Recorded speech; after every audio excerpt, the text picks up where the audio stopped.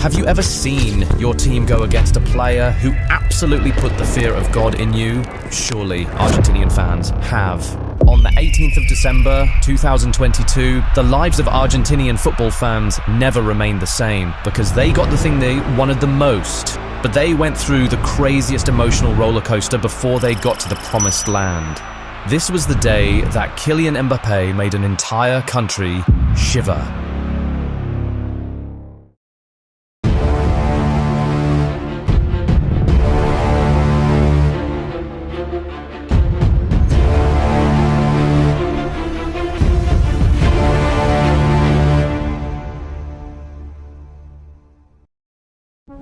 You see, the 2022 World Cup final was extra significant for many reasons. Many fans of Lionel Messi and Argentinian football in general saw this as the very last dance. Messi was already 35. He was not going to have a better chance to win the World Cup again, the one trophy that was missing from his cabinet. Messi and his men had started their journey on the wrongest foot, shockingly losing to underdog Saudi Arabia in the opening game of the tournament, but they managed to turn things around, winning their last two group games to top their group and make it to the knockout stages. The knockouts weren't easy. They were really tested by Australia in the round of 16, and then, in the quarter-finals, they were involved in what was perhaps the most violent match in World Cup history, which eventually had to be settled on penalties. But then they cruised past Croatia in the semis to book a place in the final for the first time since 2014.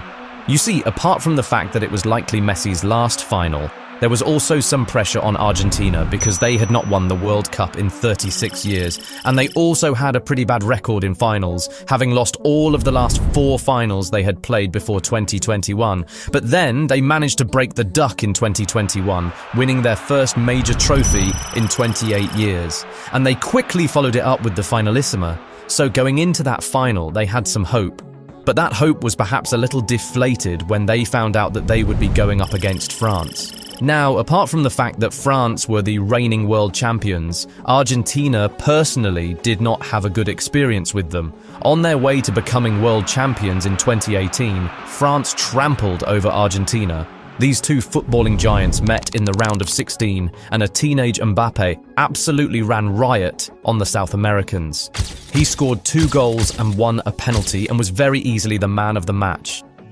4 years later, Argentina find out that they'll be facing France with a better and now more experienced Mbappé in the biggest game of their lives. Of course, they'll be frightened, but then they had the GOAT on their side, so they went into the game brimming with a lot of hope and positivity. And things got off to the best possible start they could think of. Argentina were on top from the very beginning, peppering Hugo Lloris's goal with shot after shot. And then, in the 23rd minute, Argentina were awarded a penalty for a pretty soft foul from Dembele on Di Maria. Messi stepped up and converted, 1-0 Argentina. But there's really no Argentina final party if Di Maria hasn't scored. He scored in the Olympics final in 2008, the Copa America final in 2021, and now in 2022, he stepped up for his customary final goal in the 36th minute. It was a brilliant sequence of play from Argentina, and the former PSG man arrived at the perfect time to get to the end of a beautiful McAllister pass and send the ball past Lloris. 2-0 already in the first half. Argentina were in dreamland. They expect their lives, but it was turning out to be a walk in the park for them. At halftime, not only were they 2-0 up, they were in total control of the entire game. They had more possession and had nullified the Europeans completely. France did not manage to create a single big chance or even attempt a shot throughout the first half. Things were so bad in the France camp that Didier Deschamps was forced to make 2 changes even before halftime. He took off Olivier Giroud and Ousmane Dembélé and replaced them with Marcus Thuram and Randal Kolo Muani. He hoped those changes would help him turn the game around, but when they came out for the second half, things practically remained the same. Argentina continued to pepper France's goal, while simultaneously shutting them down defensively. Lloris was called upon to make saves from shots from De Paul and Alvarez early in the second half, while France still could not hit the target. At this point, the defending champions were getting frustrated and it started to show. They started to dive into tackles and commit unnecessary fouls. This led to Adrien Rabiot being shown a yellow card just 10 minutes into the second period. But still, nothing changed. At this point, with a 2-goal lead, Argentinian fans started to feel like they could touch the trophy. The coach even Di Maria in the 64th minute and brought in Marcos Acuna, a defender. It was obvious what he wanted to do at this point, shut down everywhere and protect the lead. But that soon turned out to be a very bad decision. Anyway, France also made changes, taking off Griezmann and Theo Hernandez to bring on Coman and Camavinga in the 71st minute. That still didn't have a quick effect on the game. Cruise mode until they were hit with their first turbulence of the night. In the 79th minute, Mbappé sent a ball through to Colomboigny, who got in a duel with Nicolas Otamendi. The Frenchman appeared to have outmuscled the Argentine centre-back, and then Otamendi brought him down in the box. Penalty. Who stepped up? Of course it was Kylian Mbappé. He and his teammates had not managed a single shot on target all game, but with just 10 minutes left on the clock, they were offered a shot at redemption. But then, Mbappé was up against a penalty specialist in Emi Martinez, so it was not going to be easy. Well, indeed it wasn't easy, because Martinez went the right way and even got a hand to the ball, but the shot from Mbappé was so fast and so powerful that it found its way into the back of the net. 80 minutes on the clock, 2-1, game on.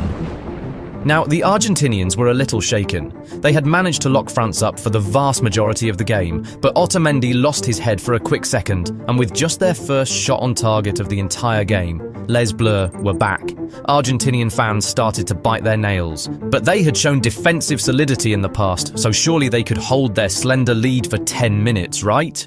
Wrong. They could not even hold the lead for 1 minute. The very middle of the pitch by Coman, and he started a French attack, which ended up with a cute little give and go between Mbappé and Thuram, and boom! Mbappé had produced one of the... He volleyed the ball beyond Martinez and dragged France back into the game. Peter Drury called him an awesome force of nature. Flashbacks. 2018 when Mbappé scored twice and sent them packing, or 2014 when they were in control for so long, in the final against Germany, but ended up losing it at the very end. Take your pick.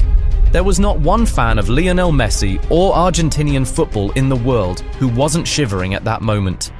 Yes, Mbappé had been quiet for much of the game, but when he chose to rise, he was the scariest thing ever.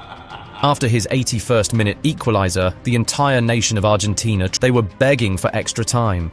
They had been on top the entire game, and it would be a nightmare if they lost it all in the last 10 minutes. And they very nearly thought they did when Thuram went down in the box. Argentinians had hearts in mouths at that moment, but the referee had a good view of it and blew a free kick for Argentina. But Mbappé didn't stop. He kept dribbling, shooting, crossing, driving in, trying to make something happen to win France the game in normal time, but Argentina managed to stand strong. Messi, on the other end, came close to snatching it for Argentina with a shot from outside the box, but Lloris was able to make a brilliant save. So, the game went to extra time, just like it did the last time Argentina were in the World Cup final. To be on top for 80 minutes and then go on to lose your 2-goal lead in just 1 minute was really devastating. Argentinian fans still tried to keep hope alive, but it was obvious that they were now more scared than positive. But in extra time, things returned to normal. Argentina were back to dictating the tempo of the game. They created 2 big chances, but both of them were squandered by Lautaro Martinez, who had come in the 103rd minute for Julian Alvarez. Anyway, no goal was scored in the first half of extra time, but that was simply because they were saving the goals for the second period.